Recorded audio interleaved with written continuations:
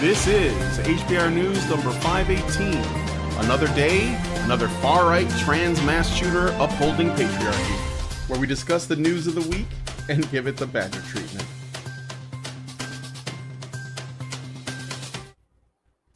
Hello, everybody, and welcome back to Honey Badger Radio. I hope you guys are doing well this week and that you're laughing at all of this absurdity so that you are not consumed by it.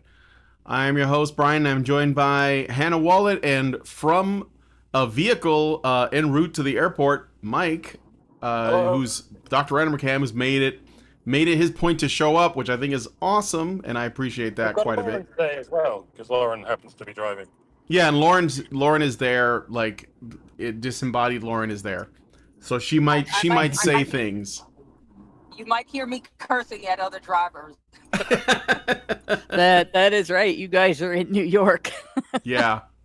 So you'll have to forgive the slightly different audio, but I'm sure that it's worth it to get our take. So anyway, please consider, we have a lot to talk about today, so please be sure to continue the conversations both in the chat as well as the comment section. On this week's news show, we're going to be talking about, well, basically what we kind of have to talk about, which is this Minnesota mass shooting that happened. Everyone's got their hot takes out, and so I thought we would throw our coals onto the fire as well.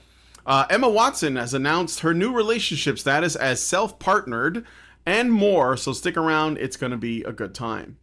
And be sure to join us afterwards for the patron-only show. So I have here we didn't get into this topic because last time we ended up talking about a bunch of other stuff, and so we never got to this, so I'm going to try and do this again. This is from The Guardian and written by one Van Badham, and it says, middle-aged men are among society's loneliest people. What does that say about patriarchy? So middle-aged men, lonely, men to blame. So if you want to join us for that, I haven't read this yet still. Please consider becoming a Badger yourself by going to feedthebadger.com/subscribe. $5 a month will get you into our Discord server where you'll be able to watch all the additional content we have and, basically like hang out with the community. We are also, I think it's next week. We're already like a week away from the meetup, almost a week away, which is going to be in Calgary, Alberta, September 13th. And if you haven't RSVP'd, please do so. Go to feedthebadger.com/events so that you can see us there in person if you wish. I have something planned for a little talk. I think Allison has something planned as well. And Mike, you're going to be there, right? I am indeed, but I haven't prepared any talks. But I've got a week to do that. Yeah, you'll be fine. Yeah, you're good for it. So yeah, so that's feedthebadger.com/subscribe to do that. And if you don't want to wake up one morning to find that we've been yeeted from the internet, then please go to honeybadgerradio.com or badgerfeed.com. That's where all of our content lives. It's our archived content lives. All right.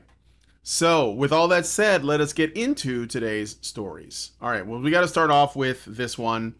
There's a lot to unpack here. So on August 27th, 2025, you might have heard, because everybody's been talking about it, a mass shooting occurred at Annunciation Catholic Church and School in Minneapolis, Minnesota, during a morning mass. The shooter, 23-year-old Robin Westman, formerly Robert Westman, a former student at the school who identified as transgender, killed 2 children aged 10 and 8 and injured 18 others, including 14 children, before dying by suicide.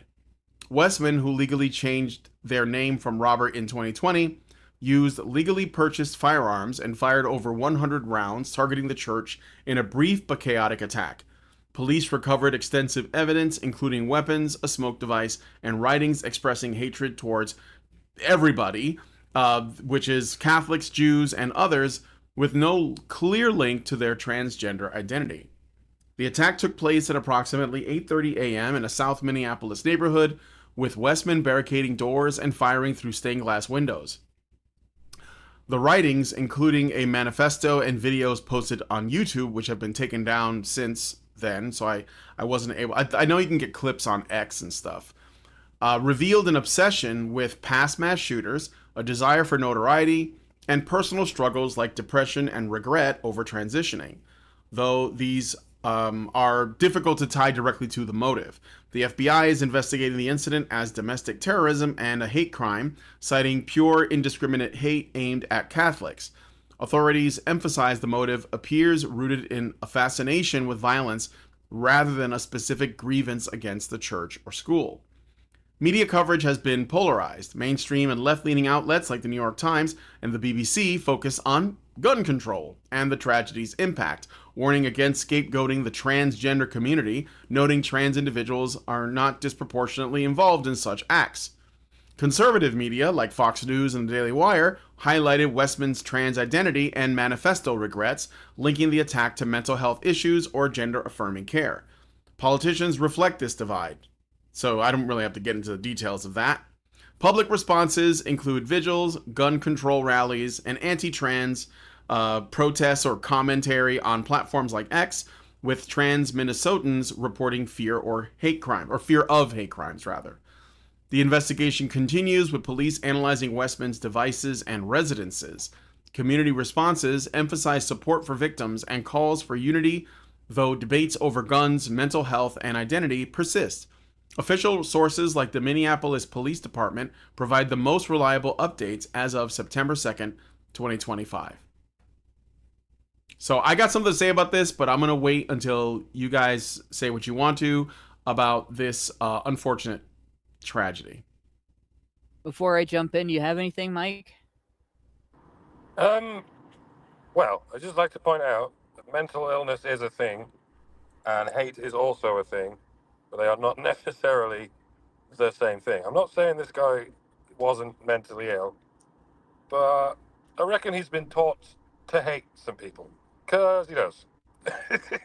Quite a whole bunch of them. In fact, it's a random selection of people he seems to hate, including Catholics and Jews and Trump, and but mainly Catholics. I mean, you can kind of tell because they're the ones he killed.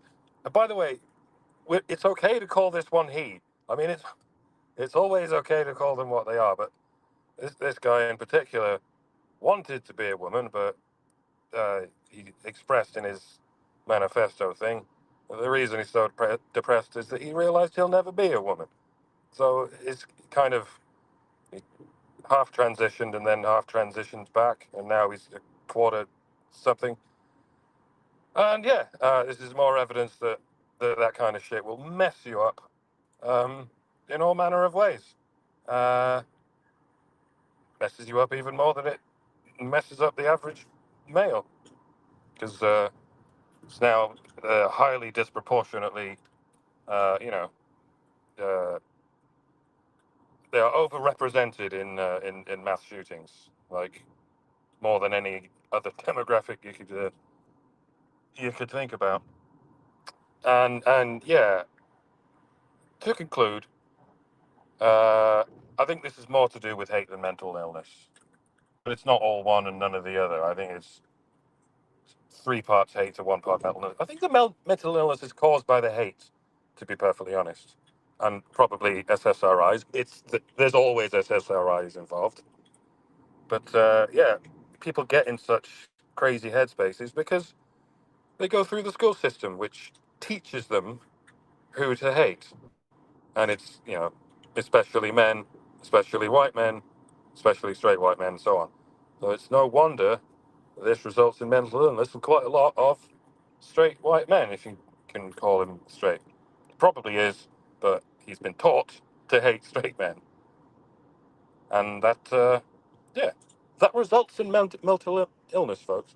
Or maybe it's not mental illness at all, it's just hate piled on top of hate, piled on top of hate, and it gets so bad that it looks like mental illness. But it could just be learned hatred, because that's what people learn in school now. And yeah, that's all I can think of. Alrighty. My experience is there's only a small amount of difference between learned hatred and some types of mental illness, especially the obsessive types. But I will say this. It's not indiscriminate if the only religion they mentioned hatred for was Catholic, right? That's not indiscriminate. That's quite discriminate. Nobody else gets the hatred but Catholics in terms of religious beliefs. That doesn't necessarily lead to a conclusion about this individual in particular, especially considering all the other issues. But it is something that I've noticed previously. The media on both sides seems to have an issue saying it's not indiscriminate hatred if you name a group exclusively among other groups of its type and say just these people. It's just that you're allowed to say that about any denomination of Christianity. Whereas if you say that about any other religion, well, then it's religious prejudice. You're not considered to be prejudiced if you say it about Christians. That's just a point, just something that people should be thinking about, because a lot of times there's violent rhetoric influencing people like the shooter. And if you're going to do something horrible and violent that you know people are going to disapprove of, and you want at least some form of lenience, you're going to target the people that you're allowed to hate.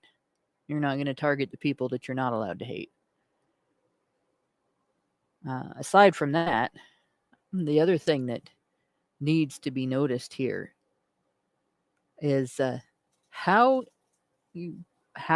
fault is treated in this situation. When I worked in food service, if I made a mistake, or just was deliberately careless with the things I was handling, and as a result, a bunch of the people that I was serving food to got sick, even if they didn't get sick and die, if they just got sick, nobody would come back and say, we need cheeseburger control. Nobody would come back and say, we got to ban beef. Beef causes people to get sick. They would have penalized the restaurant, or in my case, the gas station. They would have penalized me. And if, anybody did die, then there would have been serious repercussions for me and possibly management as well, depending on whether I was following policy or not. When it was a fast food chain, not one that I worked for, but I think it was the 80s when Jack in the Box had the incident.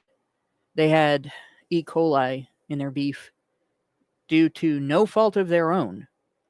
And they actually killed 5 kids. When you're under the age of 5 and you eat beef that has E. coli in it, E. coli does terrible things to a kid under the age of 5. But beyond what it does to other people, you cannot handle being dehydrated when your body is that little, right? And the restaurant chain almost went completely out of business. They closed all across the country, and they just started coming back in the last few years in areas like mine, which are far away from where the original store is. And a lot of times in restaurants, when that happens, it gets blamed on an individual, or it gets blamed on individuals at a supplier, or it gets blamed on individuals in the meat packing industry, but you never hear it just getting blamed on the food. Nobody wants to ban lettuce, even though you can get salmonella from lettuce.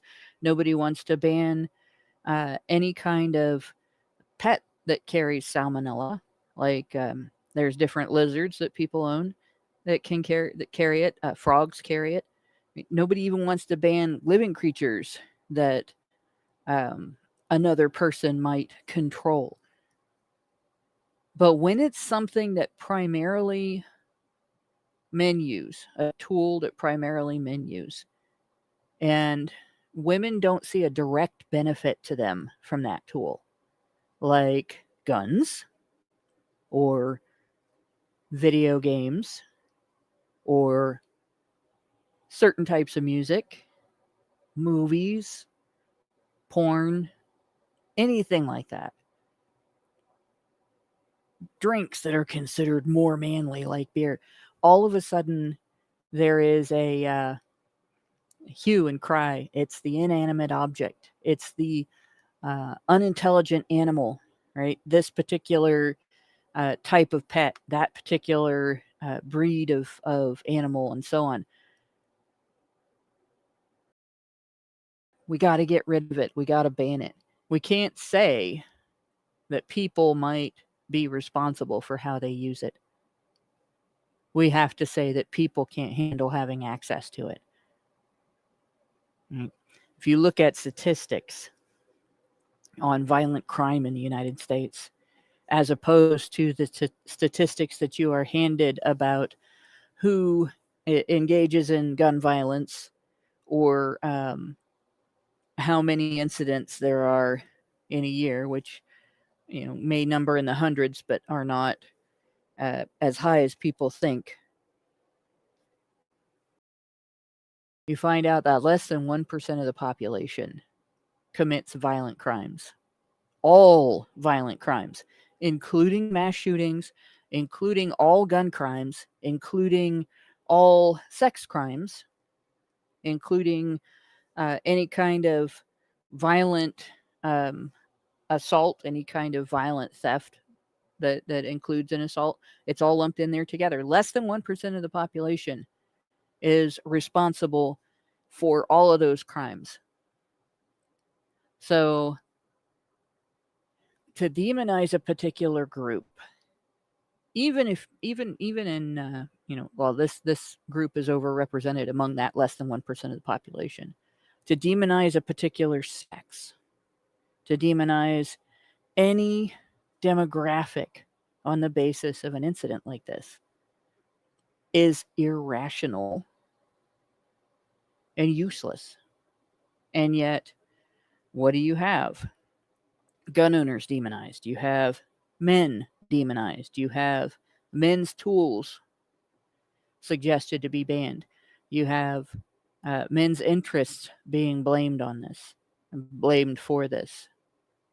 And you have both sides of the political fence pointing fingers at each other about ideology, and nobody is bothering to consider, how did this person get from getting born into the world, from the moment that he took his first breath in the world, to I want to kill people?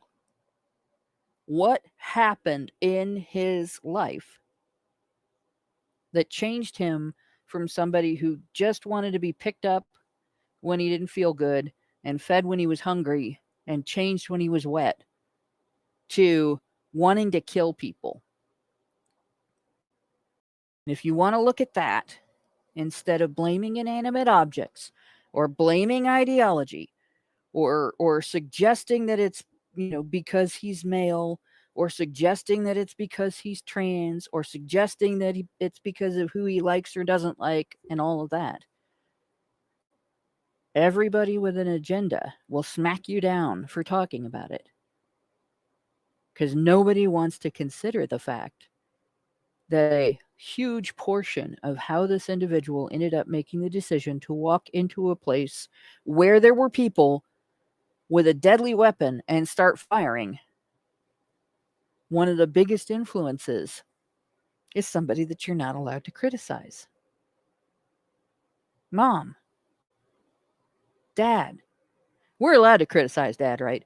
But not mom. We're not allowed to suggest that maybe the people who were responsible for raising this individual should have noticed something was wrong and gotten help. We're not allowed to suggest that maybe if this individual was talked into transitioning at school, maybe the people that were responsible for that should have considered his needs instead of using him as a political football, right? We're not allowed to consider that maybe he should have had medical attention 10 years ago instead of waiting to discuss his mental health until after he decided to shoot a bunch of people. Because, we might be blaming some women. We might be suggesting that the individuals who were responsible for his upbringing and his education might have been wrong. Right? The idea that he was far left or far right or somewhere in the middle or up or down. No, man, this dude was sideways. That's why he killed people. And some person in his life should have noticed that before he got to this point and done something about it. And nobody did. And that's probably the biggest shame in this whole situation, because those people would still be alive. And now they're not. Well, those were children, Yeah, well, to be more specific. that makes it even worse. Yeah, they never even he was got targeting to, a classroom of children. It was they never even got to grow up, Yeah, it was like an 8-year-old and a 10-year-old or something like that. And so there's a dead 8-year-old and a dead 10-year-old, and based on normal classroom sizes, somewhere between 18 and 28 traumatized 8 to 10-year-old children who will have nightmares about this for the rest of their lives. If they and the rest of the school will too. They'll be traumatized as well, even if they didn't see their classmates die in front of their eyes. But yeah, this individual, at some point, there was a point of intervention that could have happened, and nobody did it. Every adult in this guy's life failed him when he was growing up. Every single one is at fault for this, just as much as he is. So I just wanted to add some of my thoughts to this. First of all, and I pointed this out when Allison and I talked about this before, what I think is probably a very relevant detail about his life is that his parents divorced in 2013. And his mother, at least, was very supportive of him transitioning, despite the fact that she attended the Catholic Church. By the way, that's not a Catholic teaching at all. So I think there's some issue with his mother supporting him transitioning, which he later regretted, and he said so in his note. And I don't know how much, like, if there was, because there's still things we don't know about, like, whether he actually, like, took any hormones or started any hormone therapy to be transitioned. But let's just back up to the divorce. So his parents got divorced in 2013. He was 23 years old when this happened, and it's 2025. That means that he was about 10 years old when his parents divorced. I think that it's worth pointing out that that could have an effect on a child. On top of that, the mother was supportive, at least. I don't know if the father was. Maybe he was too. I don't know. Of his, desire to transition. Wherever that may have come from. I don't think it came from the school, but I can't speak to that because I don't know for sure. And there's another thing too, is that if you are starting on hormone therapy, it will have an effect on your mental state. So that's just something that nobody wants to talk about. And add on top of that, if he was on any medications, any drugs for, any of his, any number of mental issues, I don't know if he was on the spectrum or what. I know that he had, like, his video suggested some condition because he was, like, constantly moving, like fidgeting in the video. I don't know if that suggested anything. I'm not a doctor, so I'm not going to speak to that. But there's some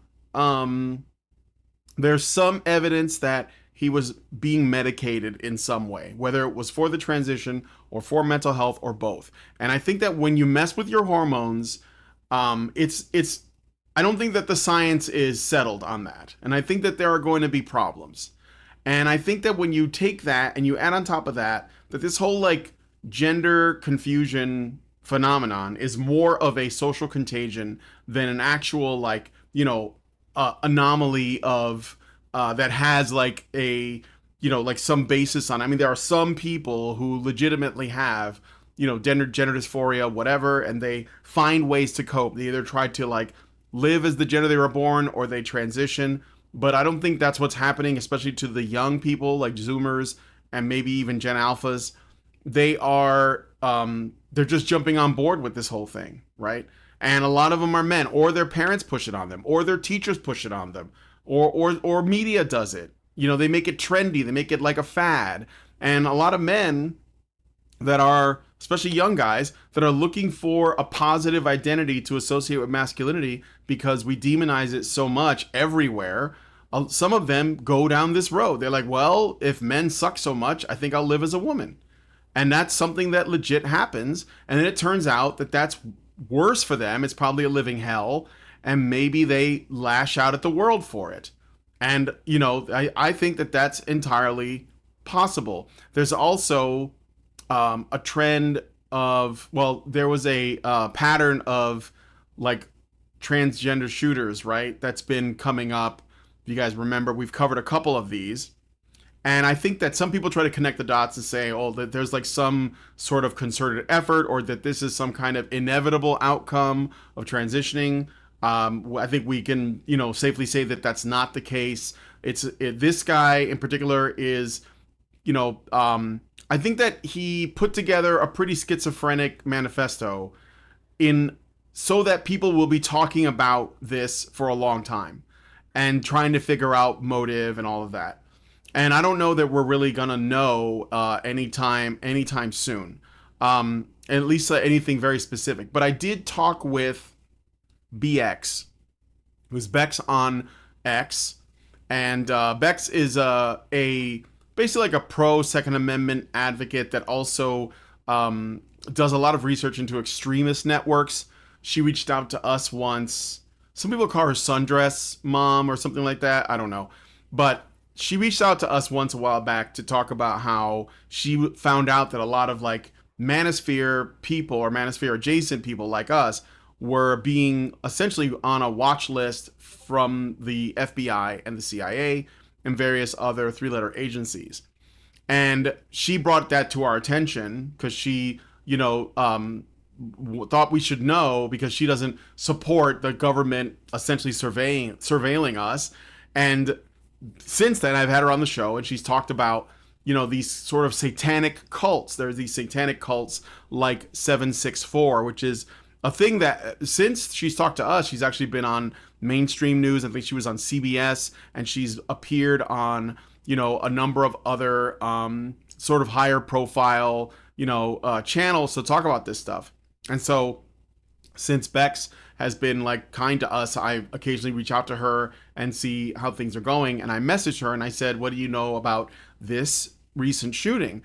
Because she has a rule, it's the 48-hour rule, where she doesn't report on anything until 48 hours. And then like, usually by that time, people have calmed down a bit, and you can like get the misinformation or the gun jumping, sometimes literally, out of the way and like get to what's going on. And this is what a summary of her Substack where she goes into this. So she said that she contrasted the rapid spread of misinformation linking Westmen to groups like 764, which is a child exploitation network, and O9A, Order of the Nine Angels, which is a satanic accelerationist cult.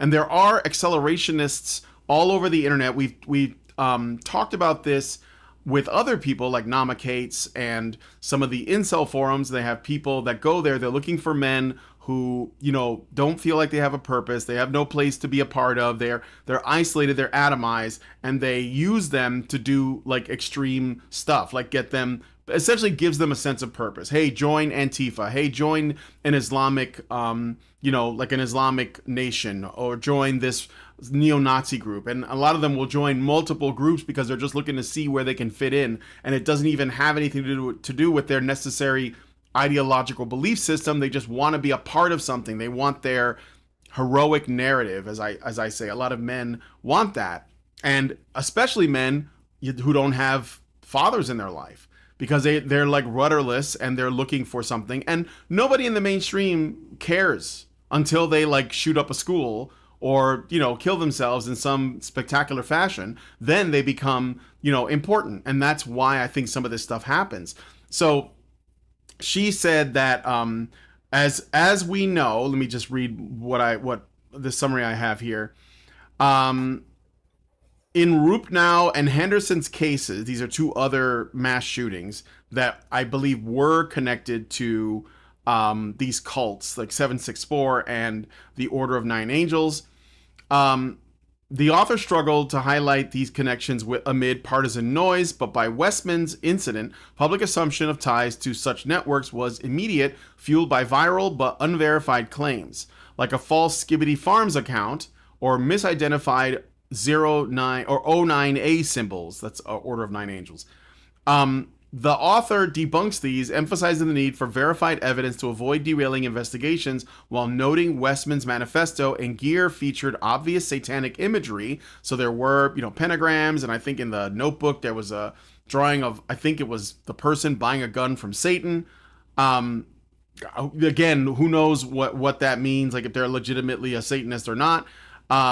Cyrillic aesthetics and true crime community references like a KMFDM shirt and Columbine nods, but no direct 764 or 09A links.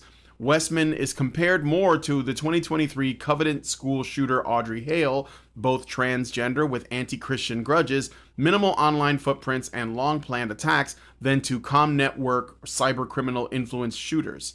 The author's BX's conclusions are that as of 48 hours post-shooting, no concrete evidence ties Westman to Order of Nine Angels, 764, or LARPer core groups, despite her adjacent TCC involvement and nihilistic violent extremist traits. This person was definitely a nihilist, like shooter obsession and anti-Christian taunts. Westman likely drew from broader online fringes, glorifying violence, but rush speculation harms truth-seeking. The author will report any FBI-confirmed links. Solutions to online radicalization lies in education, mental health support for vulnerable youth, and awareness, not censorship or gun control. Gun rights must remain universal, rejecting calls to restrict them for transgender people or SSRI users, as this blames demographics and tools rather than untreated mental illness and subversive influences. Monitoring sites like Skibbity Farms is crucial to preempt future threats.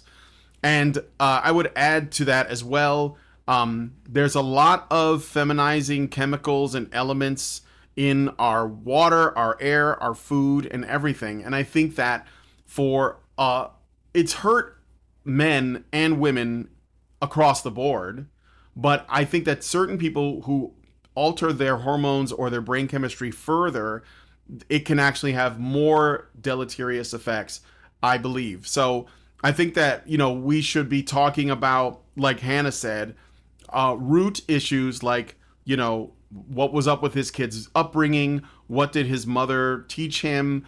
She was the one around him all the time. Why did they get divorced? I couldn't get information on what the divorce was about, like whether there was abuse or what, maybe allegations were made. I have no idea. And I don't know if anything new has come out. If you guys know anything, leave a comment or say so in the live chat. And then there also should be a conversation about, what are the drawbacks of these mind altering drugs, I think a lot of people have tried to warn us about this many years ago. I remember a really viral Tom Cruise clip where he talked about this and he was dismissed as crazy. And I'm only at this point in my life, that only makes me think that he was onto something and they didn't want him to talk about it. And I think that we're looking at, we're sort of reaping the spoils of our, let's say, desire to blind ourselves to that. And I don't think that, it also just kind of starts from one simple premise, is that men have a makeup, we have a hormone profile, we have a certain biology that is not what women have, and we have been just like, damaging that a lot. And that's why I often say, if you can, guys, and I know this is like maybe a little bit personal or maybe a little bit, I don't know, like I don't want you to see it as shameful, but you should check your testosterone levels, because if your testosterone levels are low, you're going to be, not only is it going to affect your mood and your personality, but it's also going to affect your immune system and your ability to resist sickness. And I think that our testosterone, like on a chemical level, like down to the bottom, has been under attack for a long time. So that's what I would say about that. And thank you to that's all I got to say. I just want to reiterate how much the school system is to blame for this. Even though a school got shut up, am I victim blaming the school? No, the victims were children. I'm blaming the school system for reasons that should be quite obvious. Why do you think there are so many school shootings? Especially kids shooting up their own schools. You don't get shootings in amusement parks or bowling alleys or arcades or shit like that because these are fun places to be. People don't resent fun places, but they grow up resenting their school because they have a really bad time. Lots of us do. Even back when I was in school, it was a friggin' nightmare because you get shoved in a prison with a load of kids who don't give a shit about you. And some people grow up never, well, a lot of people grow up resenting schools. Kids say all through their time in school, I hate this, I don't want to go to school. Why do I have to go to school? It's shit, everyone hates me. And in some cases, it gets so bad that when people get filled with all this hate, the first place they think of taking it out on is that hideous building that I was forced to go in. And they even resent children and even hate children because they had such a bad time in school. So yeah, it's never been a better time to homeschool your kids, folks. Not just because it's the best way to keep them safe from school shooters, because it's the best way to prevent them from becoming school shooters. Yeah. And I think I'll leave it there. All right. Well, let us know what you guys think about this one in the comments. I look forward to your thoughts on that. And we're gonna move on. Oh, I want to show you something else. There is also like an element of I think I don't know how big it is, but there is a radical, violent element of the trans community, and it's really hard to tell, like how much it is and where, because the lines around when someone is legitimately trans or whether LARPing or whether they're just a drag queen or whether they're just gay, that's all just becomes so blurry at this point, or if they're a pedophile, that you can't really like pin it down. And I think that's part of the point, is this confusion and this ambiguity. But there are definitely some that would call themselves trans activists, I guess, that are legitimately like, okay with violence. They maybe they don't engage in it, but there's definitely like a lot of let's say antagonizing behavior and rhetoric that comes out of there. So people in the vertical chat are really confused. I just want to clear up, guys. I am joking when I say this is a joke when I say this is another far-right trans mass shooter upholding patriarchy. I think that should be obvious, but apparently you guys need me to spell it out. So yes, people don't it's a understand joke. Sarcasm anymore. No, they don't understand. Yeah, they can't read And sarcasm. it might even be because of that blurring of lines, which I think that blurring of lines was quite intentional. Yeah, for sure. Because, I mean, Gen Xers will remember when both transgendered people and drag queens would get upset if you didn't know the difference. Yeah. They would actually get really upset if you didn't know the difference. And, they really would get upset if you didn't know that not all people who are drag queens or transgender are gay, as in comparison to their biological sex. Like they would be, that was really an offensive assumption to make. And then you also had, very sort of strict, like if you haven't gone through the procedures, the surgeries, if you're not on hormone therapy, don't call yourself trans. You're just drag.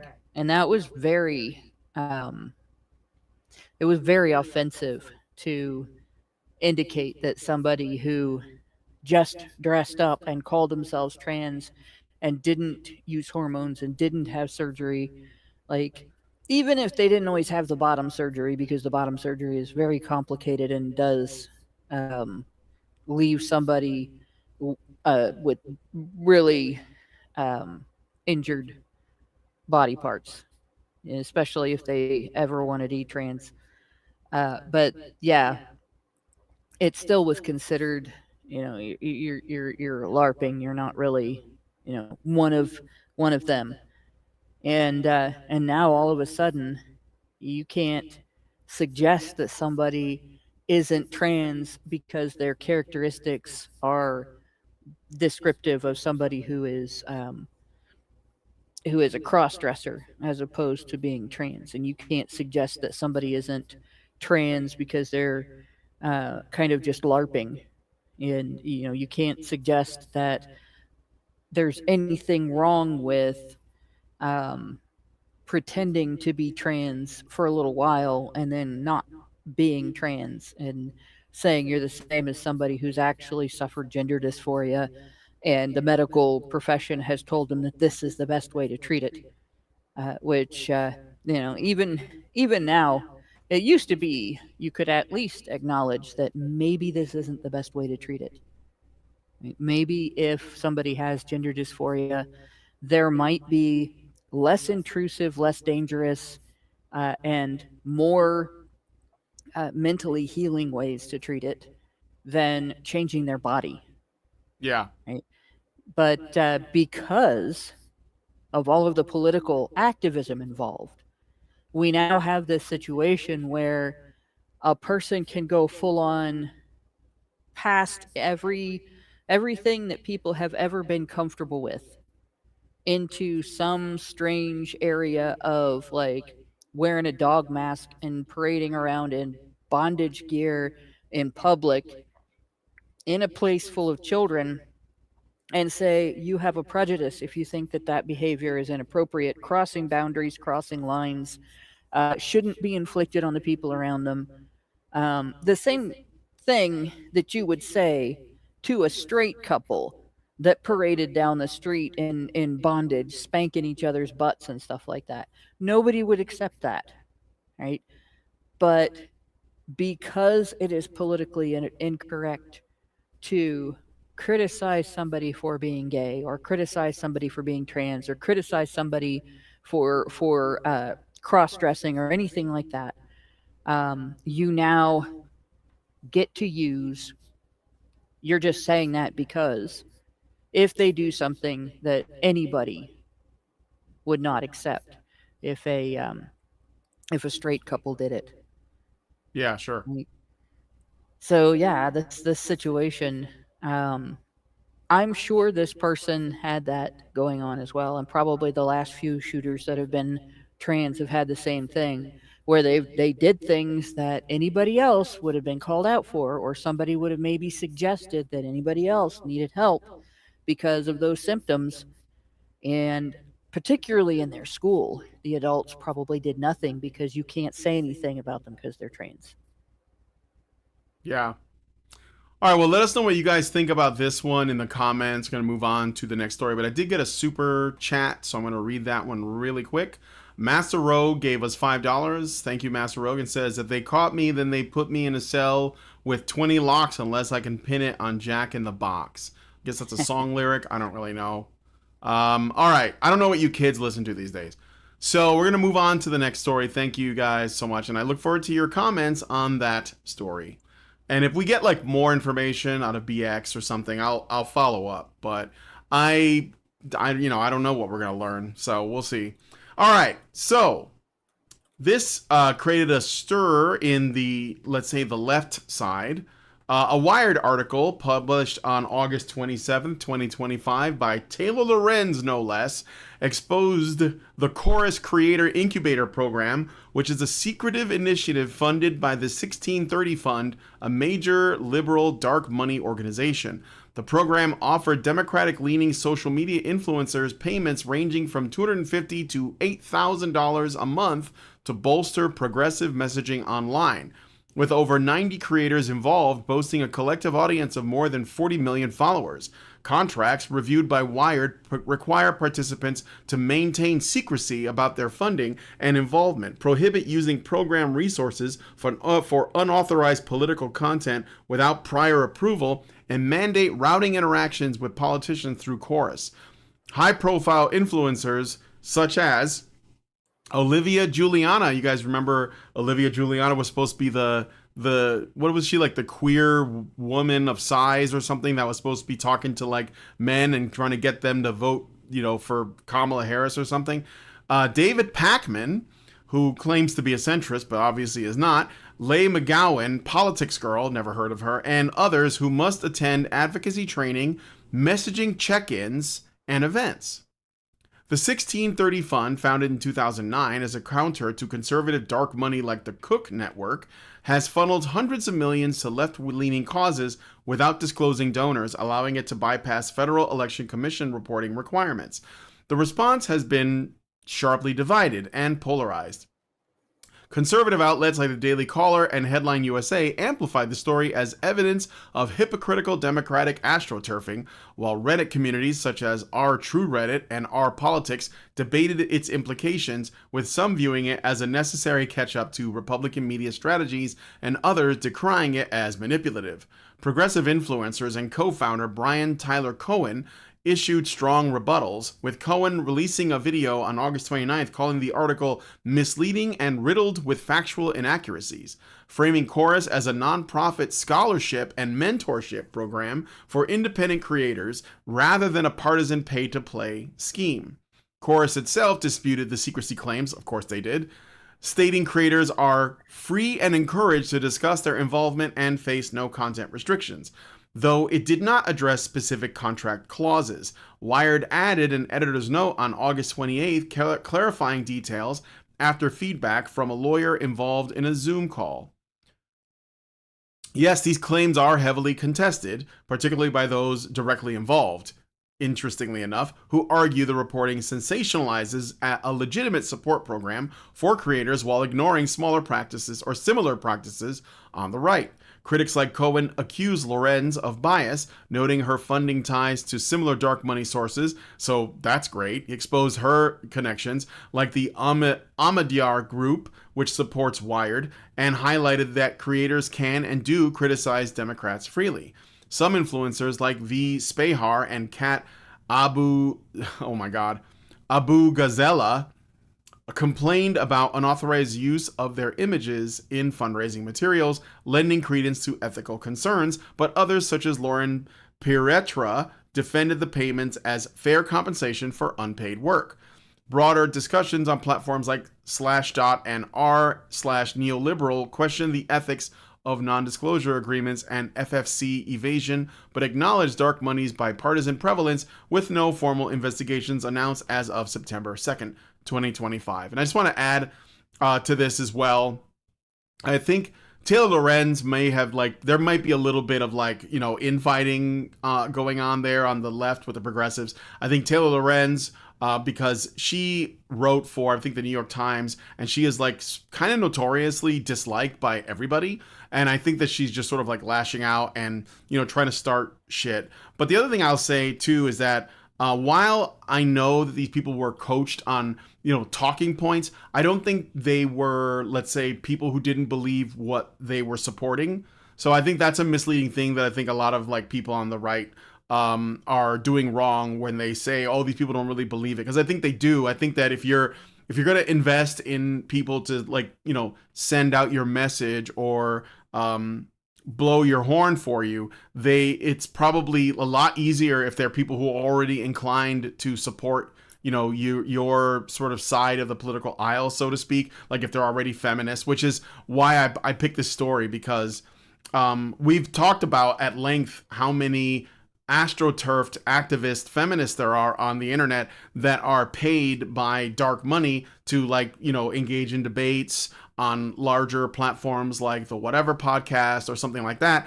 And they even come out later and say, yeah, you know, I got paid by Biden and Harris. I got paid by USAID. I got paid by these NGOs. So to learn this is not really shocking, but I thought it was, you know, worth pointing out because I think more and more people are learning this. So that was basically my the thing I wanted to share. And just real quick for you guys that are watching, if you want to send us a message, be sure to do so. Feedthebadger.com/just a tip or a super chat or a Rumble rant. And I'll be sure to read it after we're done talking about the story. Okay. So anybody else got thoughts on this? And before Hannah? I jump in, Mike, you got anything? I got nothing. Taylor Lorenz bores the shit out of me, and I want to die. On you go. So, with regard to the whole dark money thing, I happen to recall, you know, recently there was that allegation against right wingers, right, from with this Russian money, and Oh when yeah, RT. It was like Tim Pool, Right, Lauren right. Chen. Yeah. and when people started talking about it, and it came out that the people involved, the people who were accused, didn't even know that they were being funded in this manner. Like it was run in a way that they didn't know the money came from Russia, and they didn't really have any connection to the funders, and they weren't asked to say anything or told to say anything, and it didn't seem to be reliant on what they said.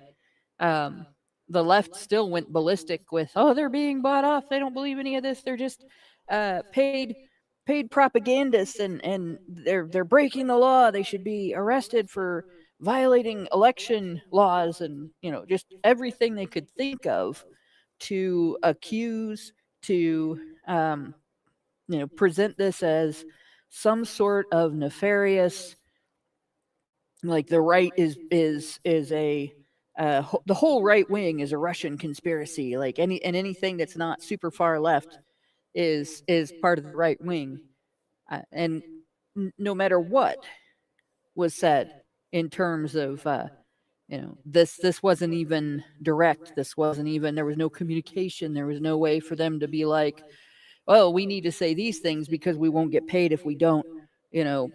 Nobody would take that seriously, nobody would accept that, and the upshot ended up, you know, being that there was this consensus among the left. You know, we just proved the whole Russian conspiracy, the whole debunked Russian conspiracy claim, blah blah blah, right?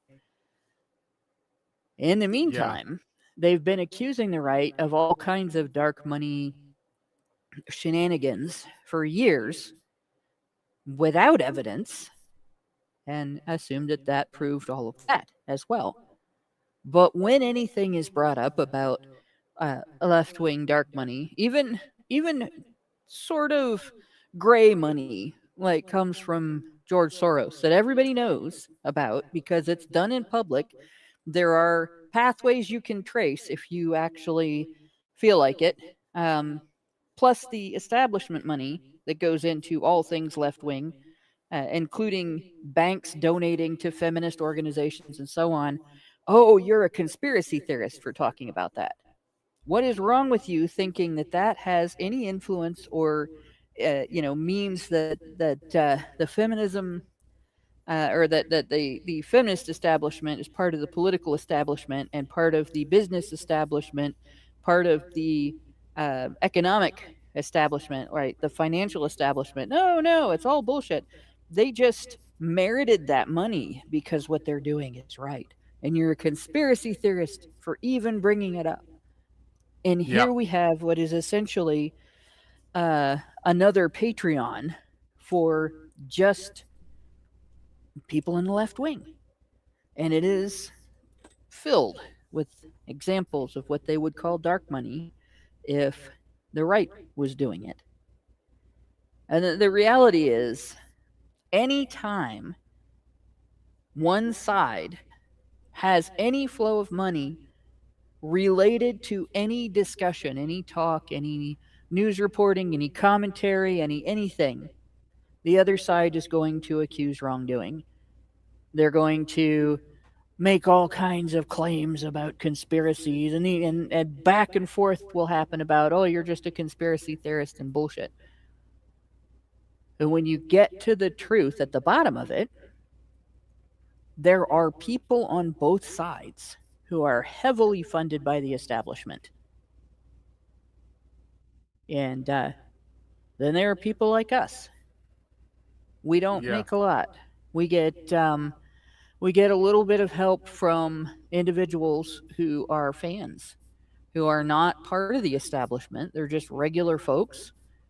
They work together by each person, helping out with $1 or a $5 or a regular small uh, payment through Patreon or through honeybadgerbrigade.com, through feedthebadger.com. But aside from that, like, we are pretty much ignored by the establishment in terms of money, and we don't really go seeking funding from banks and the Ford Foundation and the Carnegie Foundation and all those guys who do fund some of these other people. We look for listeners. We don't have ads, right? We look for listeners. We look for people who really believe in what we believe in. And we've been able to keep our nose clean because of that.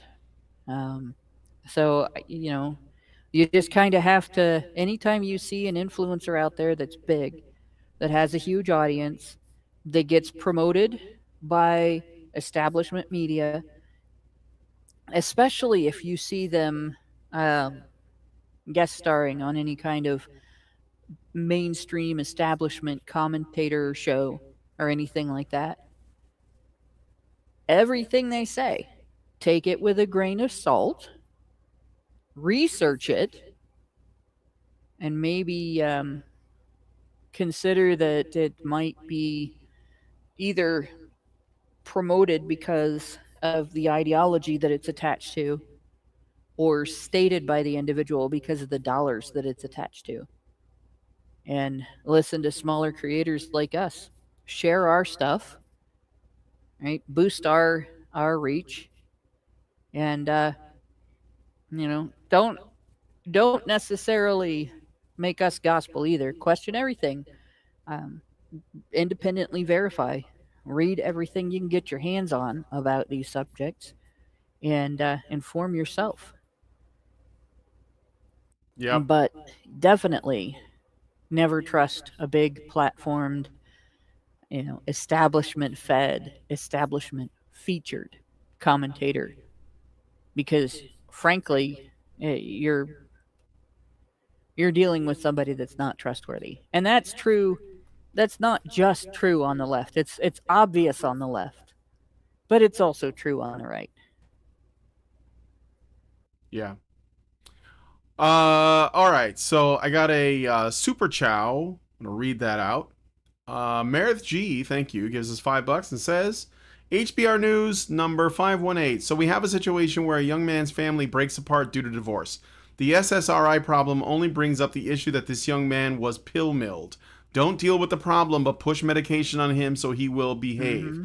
But this is the second incident where there is evidence of a shooter being interested or obsessed with other mass shooters. While his target was a Catholic church, it's an easy target when the media and culture demonizes it. Yeah, we don't get as upset unless it was like a black church, and then that, because they wanted to make this like about the kid being white, or whatever, but they couldn't really make that stick. So, the Columbine shooters, by the way, were also obsessed with other mass shooters, and I think if you look at some of the other mass shooters' histories, you find that actually they were, if not obsessed, at least fans of other mass shooters. That's a thing that was noticed clear back in the 80s. And it's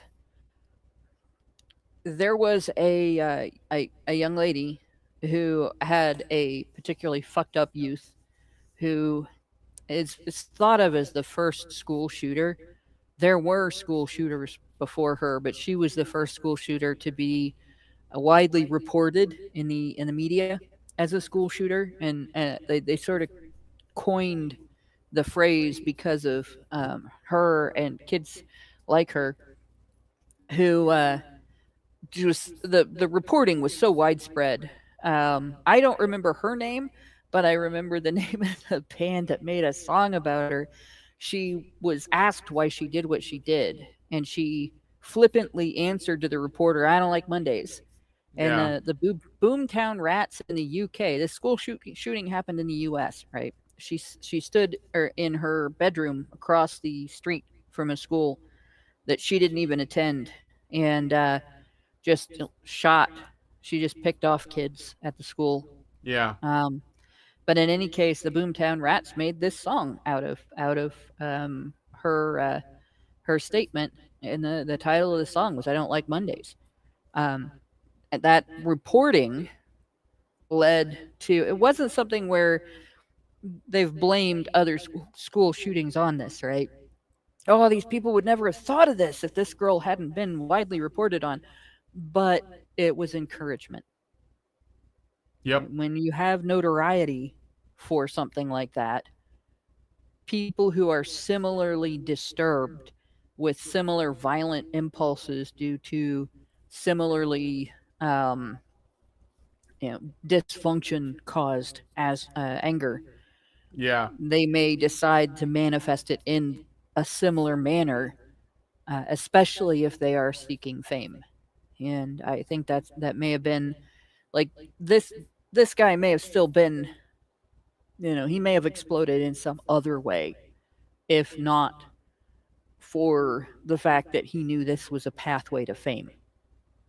Yeah, I mean, most people who are struggling with this kind of stuff, most men just kill themselves. And we don't really pay attention until they kill a bunch of other people and then themselves. Then it becomes a problem that we have to address, and it's usually misdiagnosed. And the cure is also wrong. It's usually like, ban the guns, ban this, ban that, ban the video games, and there's no like, wait a minute, how did we get here? And that's like the most important question that people should be asking. But anyway, we have to move on. Let us know what you guys think about this one in the comments. I look forward to your thoughts. Thank you, Meredith, for the super chat. Okay, a little bit lighter news. Also, real quick, I think it's funny that not Tommy, what's her name? Lorenz. I almost said Taylor Sophia Lorenz. Lorenz. Taylor You're thinking of Lorenz. Tommy Lauren. Yeah, Tommy Lauren, and then I said Sophia Loren, which is Yeah. Sophia Loren is like a bombshell. But yeah, that Taylor Lorenz like did this. I think it was just like a spiteful Mean Girl thing, and it just created the shitstorm. And I think it's hilarious. So like, let's make some popcorn and watch the fireworks. So anyway, Emma Watson. This is a little one, but I thought it was funny. And there's something about it that's kind of interesting too, because this is like a kind of cope that nobody really wants to fess up to. So I'm gonna like bring this up. Okay, Emma Watson, you might know. Actress best known for her role as Hermione Granger in the Harry Potter series, first introduced the term self-partnered. So she has come out as self-partnered in an interview with British Vogue ahead of her 30th birthday. She explained that she had struggled with societal expectations about milestones like marriage, children, and career, which caused her significant anxiety. She rejects the conventional happy single label as insincere for her, stating, "It took me a long time, but I'm very happy being single. I call it being self-partnered." The phrase quickly went viral, sparking discussions on redefining singlehood and challenging stigmas around women being unmarried. Notice it's women specifically. In a follow-up Vogue interview, she clarified her meaning, emphasizing that self-partnered isn't solely about celebrating singledom. At 33, she reflected on personal growth post-30, saying, "Getting to the point when I was 30, I was realizing, oh, maybe I figured out some things about how to care for myself better, maybe quite well, actually, and taking pride in that." She highlighted the value of self-care and building community, especially after COVID-19, noting, quote, "Coming out of COVID, I really understood the importance of building community, having community, and investing very intentionally time and energy into that. Recent articles, such as those from Times of India and Lad Bible, have revisited the term in light of ongoing cultural conversations about independence for women, often tying it to Watson's advocacy for women's autonomy." So what is self-partnered? It's female incel, but I'll read this definition anyway, but that's what it is. Self-partnered refers to a state of fulfillment and self-reliance where an individual prioritizes their relationship with themselves, viewing it as a primary partnership rather than temporary or deficient status, like single, because it's not icky. That single's icky, right? It emphasizes personal development, emotional independence, and contentment without needing a romantic partner to feel complete while still allowing for dating or relationships. Clinical psychologist Carla Marie Manley, ironic, describes it as investing time in self-growth to achieve wholeness, applicable to both singles and those in partnerships. Watson's use of this term challenges traditional narratives that equate women's value with romantic coupling, promoting self-love as empowering and provocative. Critics have noted it as a nuanced evolution from terms like sologamy. Did you know sologamy? Do you know what that is? That's self-marriage. Reflecting broader shifts towards individuality in younger generations, though some may view it as overly semantic or evasive of basically just being single. And I also want to note that there were other people who have come out as self-partnered. Lizzo, for example, not a joke, it's true. Lizzo is self-partnered. There is Selena Gomez was self-partnered after she broke up with Justin Bieber, and Anita Sarkeesian is self-partnered. If you guys don't know who Anita Sarkeesian is, I will not bore you with the details. But so there you go.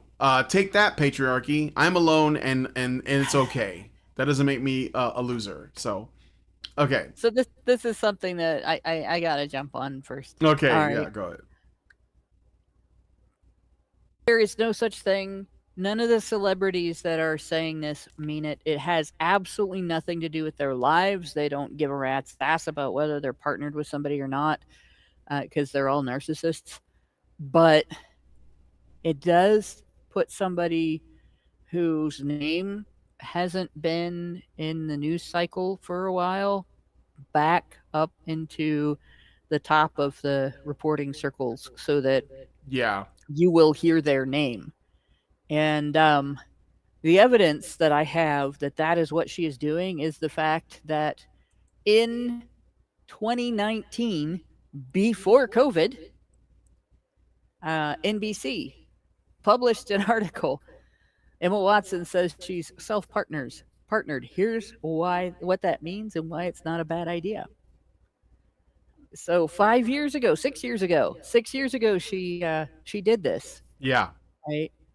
And then, if I remember right, the next year, she got the part as Beauty in the live action Beauty and the Beast. Yeah, I mean, shortly thereafter, yeah, she did it, and then she got shortly thereafter she got a movie part, right? So she's putting her name out there to get people to see, oh, look, Emma Watson made the news. And I mean, she's done this with other things, like getting involved with feminism, doing the whole he for she thing and blah, blah, blah. But it's really being able to, do something that is not supposed to be all that controversial. People are supposed to just kind of look at it and go, yeah, whatever, meh. Right. And it sounds like something positive to say that you are focusing on personal growth and blah blah blah. So it's not getting half the country angry. Yeah, it is the kind of thing you'd see in the impulse aisle, like on a Us magazine at the right. grocery store. Like right. some actress you haven't seen in a while, and they'd be like, so and so on focusing on the self and like personal growth and their struggle. Right. And it's supposed to get you to buy the magazine, basically. Right. So essentially, folks, this is an ad. And she got MSN to run this ad for her. She got Upworthy to run this ad for her. She got Instagram to run this ad for her. She got Facebook to run it for her. She got X to run it all over the place. If she's really lucky, it'll trend, right? It'll really, really get her some press. She got Reddit to run this ad for her by people talking about it. She got every major news outlet, ABC, NBC, I think I already mentioned PMSNBC, yeah. MSDNC or MSNPC. Yeah, MSNPC. But she got Yahoo, she got people to write blogs about it. She got us to talk about it. Like, so it's a pretty effective ad, and she didn't have to pay a dime for it. Not one thin dime. And so everybody that's posted about this on social media, y'all are posting an ad. Like that's it. That's all this is. It's not even ego. It's not even cope. It's an ad. Yeah, for sure. All right. Should we? I got a super chat from Zaranx. He gives us 5 and says Watson is not the first to do the self-partnered bit. Don't know why it's news. A number of women have married themselves. Some married their pets too.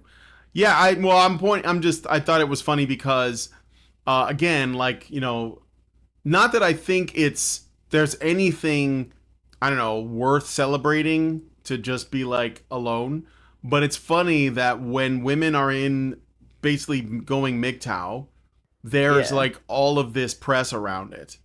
And when men go MGTOW, they're shamed. They have to go back to the plantation. Like, they don't even like that MGTOW avoid relationships and marriage. They can't stand that, even though they don't really want them around. They don't want them in their lives. But, women like this, or Anita Sarkeesian, who I said, she married herself for her birthday. And it's just like, yeah, that's just kind of sad. Like, it's sad that you're creating fake press so that you can be relevant, because that's ultimately all it is. And I think it's kind of sad. That's what I'm saying. I don't think it's sad. I think, well, it's like you said, she's a female incel. I mean, if a man said any of the shit that she's on about, everyone would just go, "You're an incel, bro. You're just window dressing." And even I would go, "Bro, you're just pretending not to be an incel." But the mental gymnastics women will do to just avoid the notion that there is such a thing as a female incel. And she's not really an incel, because she could very easily find a man. She could find one anywhere. She just can't find one who's good enough for her, because she hates men. That's what I think it is. Men, probably always has, and the richest, most handsome guy in the world would never be good enough for her. And there's a male loneliness epidemic for the same reason, because men can't find women who can find a man who's good enough for them. Yeah. This sort of thing is all over the place now. And that's kind of the female equivalent of an incel. Although, as I've often said, it's not femcel, it's succel. Because the female equivalent of an incubus is a succubus. And so a female incel is a succel. In fact, she's just a succubus. That's pretty good. I think she's just a succubus. And so I'd like to thank her for staying away from men, for staying away from my precious gender. Because if she did have a boyfriend or a husband, she'd ruin his fucking life and make him miserable and probably kill himself. So it's not sad. I think I'm glad. I'd like to thank her, and I'm happy for her, and I'm happy for the man whose life she has not ruined. All the men's lives who she has not ruined. Thank you, Emma, for everything. And stay the fuck away. She for she. Yes. All right, well, let us know what you guys think about the Emma Watson. Are you happy for her? Are you gonna tell her to go queen? Let us know in the comments. I think I've read everything. So we're gonna get to the last story. To be announcing a movie part sometime in the next couple. Oh, probably months or the next year, because I'm sure that this was angling for attention, and then well, we like I had said, it's an ad. friend of the channel, Lisa Brighton, who posts a lot on X about men's issues. She used to work in journalism for like these kind of Hollywood magazines, and she told us that everyone who's a celebrity, they call paparazzi to get pictures of them and to like put them in various exposés or whatever, and allow them to speculate, because sometimes they just get a picture of somebody and they'll Photoshop it and then put it out and say, is so and so struggling with cancer? Do they have like a love child?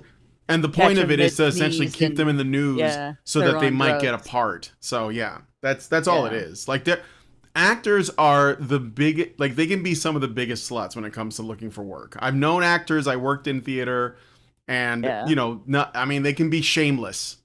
So, and I think the Hollywood people are probably the worst of that. So, yeah, I wouldn't be surprised. Anyway, let us know what you guys think about this one in the comments, and we're moving on to the last one. Okay, so this was an Atlantic article, which I thought was interesting. So there's an Atlantic article called "The New Marriage of Unequals" that was published in March, so it's a little older, and it examines the growing phenomenon of hypogamy, hypogamy. I don't know, in Hypogamy heterosexual would probably marriages. be right because hypergamy is its Yeah, opposite. yeah. Hypogamy in heterosexual marriages where women are increasingly partnering with men who have less education than they do, marking a reversal from mid 20th century trends towards educational equality. Homogamy in couples, well, we're way past that now. Drawing on sociological and economic research, this piece argues, so this is contestable, okay, that this shift is largely driven by demographic imbalances. There are now significantly more college educated women than men in the US, rather than deliberate preferences for marrying down. For instance, data from sociologist Christine Schwartz shows that in 2020, 62% of educationally mismatched marriages were hypogamous, up from 39% in 1980. While Yale researcher Clara Chambers notes that stable marriage rates among educated women indicate they're adapting to partner availability.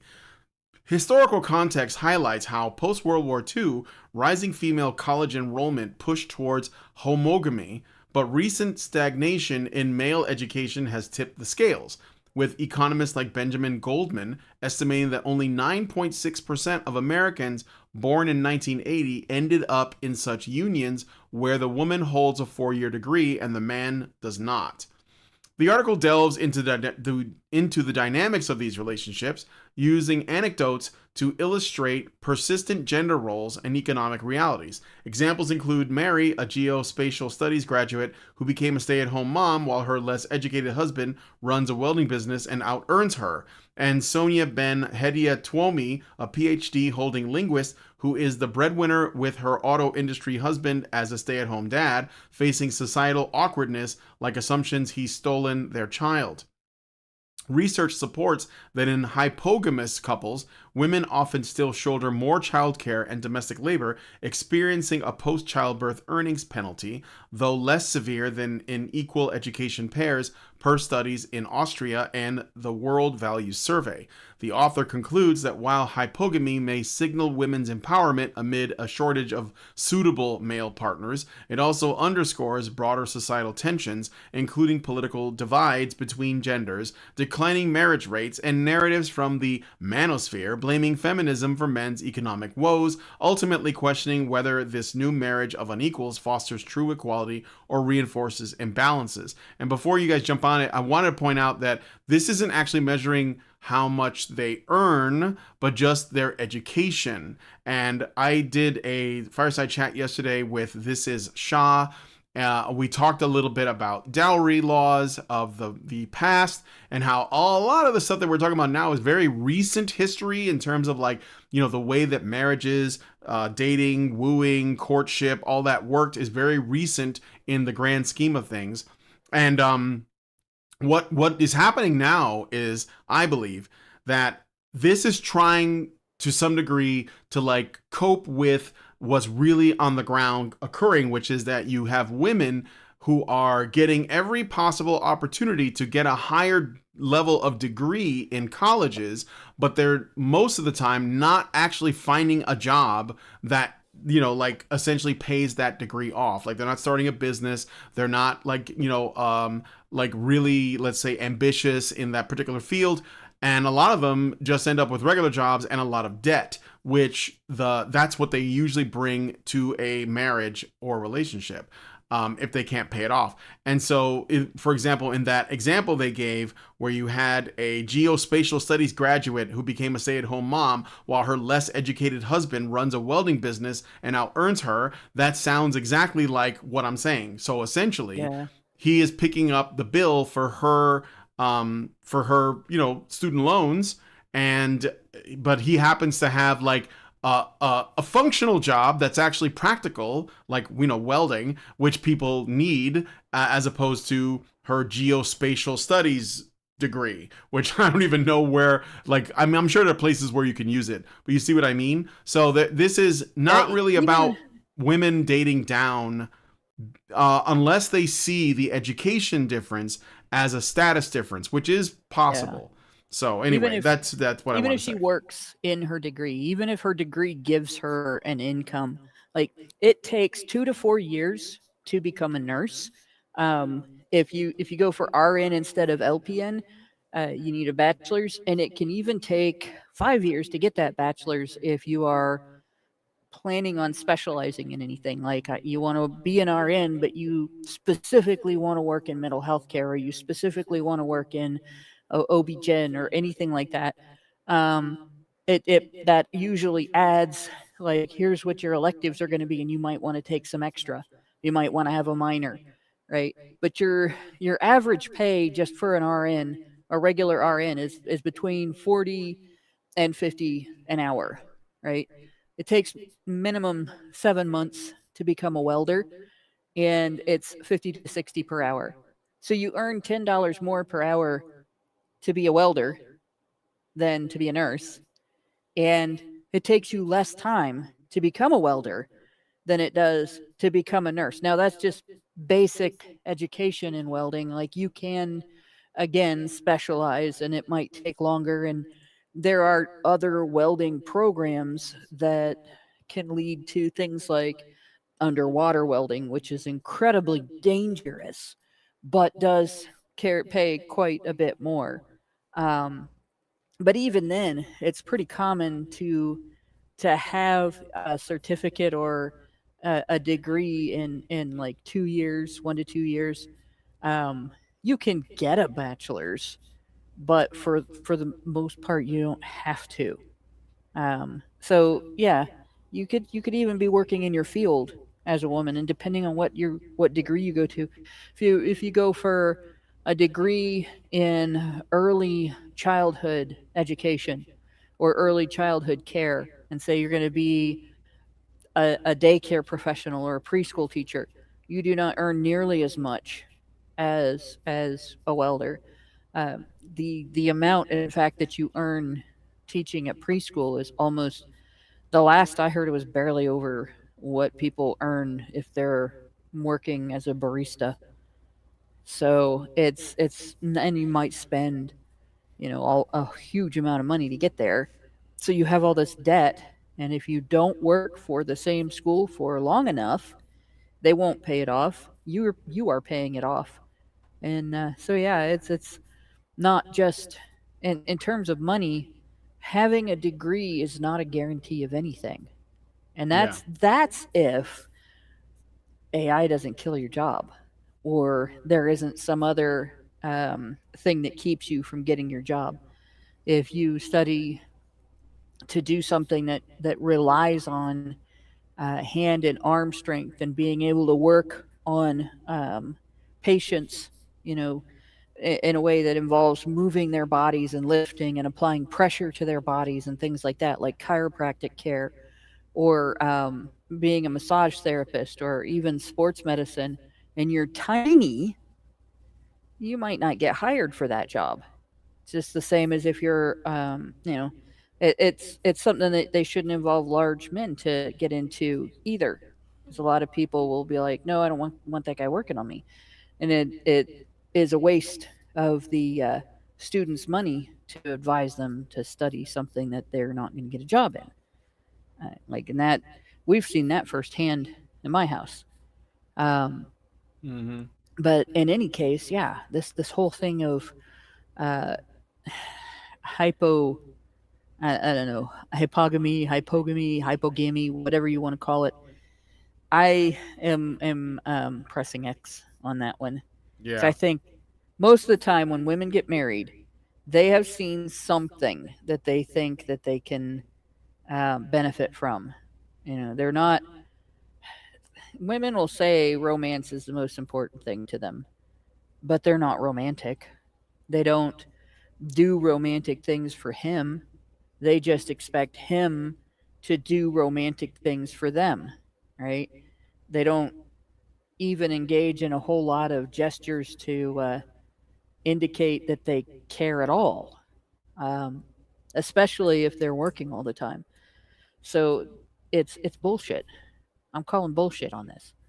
Now Yeah. that said, there is something that I would call hypogamy or whatever you want to say this needs to be pronounced as. And that is when women look at some dude who has no job, no prospects, no education, no interest in any of those things. The kind of guy that back in the 70s you would have seen him standing around on a street corner smoking a cigarette and making comments about the people walking by, right? And they decide that's the guy they want to date. He's what every person around him would call a loser, Mm-hmm.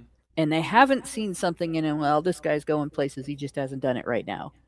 They haven't seen something in him that, well, this guy's especially nice or awesome. I love this thing about him, his this character aspect. None of that. It's just he's a rebel. He looks like maybe he's handsome.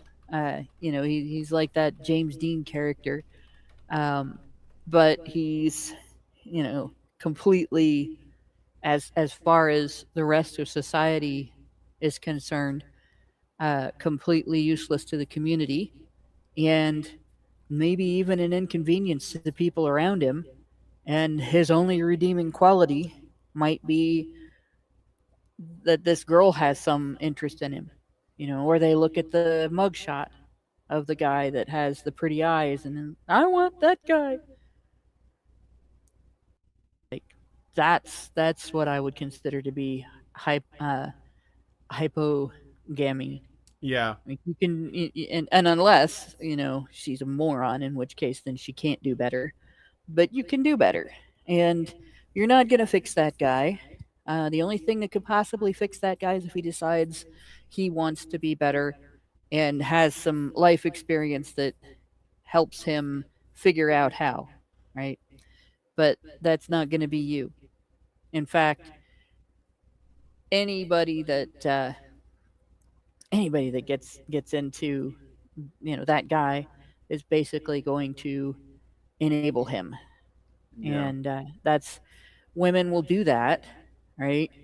And then they'll enable him for 5 or 10 years, and then they'll get mad, you know. They'll be like, all men are pigs, all men are this, all men are that, because they scraped the bottom of the barrel, and then they took the thing they found in the bowl of the spoon underneath the rest of what was at the bottom of the barrel, pulled that out, and went, I'm going to marry that guy. And I'm sorry, ladies, but you cannot turn a dipshit into a diamond by polishing his knob. That's Yep. just not the way it works. So, I'm, I don't believe this story. I think the story's bullshit. But the status exists, the behavior exists. It just doesn't look the way that they're making it out to look. Right. It's another twisting of the Yeah. narrative to suit, And status and the quo, reality basically. is, yeah, this the status quo. The reality is the reason they want to make it look that way is they want to put pressure on guys to start spending their money on university again. But Yeah. you should be Probably. very careful doing that. Like if you're thinking about going into medicine, yeah, that's not a bad idea. If you're thinking about going into um, any area that is you're seeing it replaced by AI right now, you might want to think twice. I wouldn't get an art degree today for sure. I wouldn't have gotten an art degree 10 years ago for sure. And think about whether or not you're likely to get hired in the thing that you're going to school for. And if not, get ready to open up your own business when you get out, because that's really your only other option. And that's in medicine, a lot of gender difference in pay is because of that. Women get out of med school and they go find a hospital or a clinic to get hired at or partner with or whatever, and men get out of med school and they might do that for a few years, but a lot of times they'll start their own private practice and then also work with a clinic or a hospital or whatever, but their primary practice is one that they control. And you set your own prices when you do that. Now insurance companies can negotiate, and Medicare can negotiate. Medicaid gives you an amount, and that's all you get from them. But this is pretty much across the board with various different ways of working. Women go look for a job when they get out of school. Men might work for someone else for a while when they get out of school, but if there's a chance that they can run their own business, they will. And they end up making more money in part because of that. So I don't know. This whole thing, I don't want to say it's another ad, but it's pretty damn close. All right. Mike, you have anything to add about this? Yeah. No pun intended. Not much really. Yeah, I agree. I don't think women are aiming down in terms of education level. It's just that there are more university educated women than there are men, because there's Yep. more women in university than men, almost across the board, at least in the West. So they really have no choice but to find a man who hasn't gone through that. And in any case, the education system turns you into a woke leftist feminist. Mm-hmm. And, I mean, the further you get into it, the more of a simp you become. And women will claim that they want, a woke leftist feminist guy, but in practice, they leave them drier than the Gobi Desert. So they kind of subconsciously know, I think, that educated men are largely pricks and wankers. And I think I'll leave it there. Yeah, stay away from universities and stay away from university students. Everyone.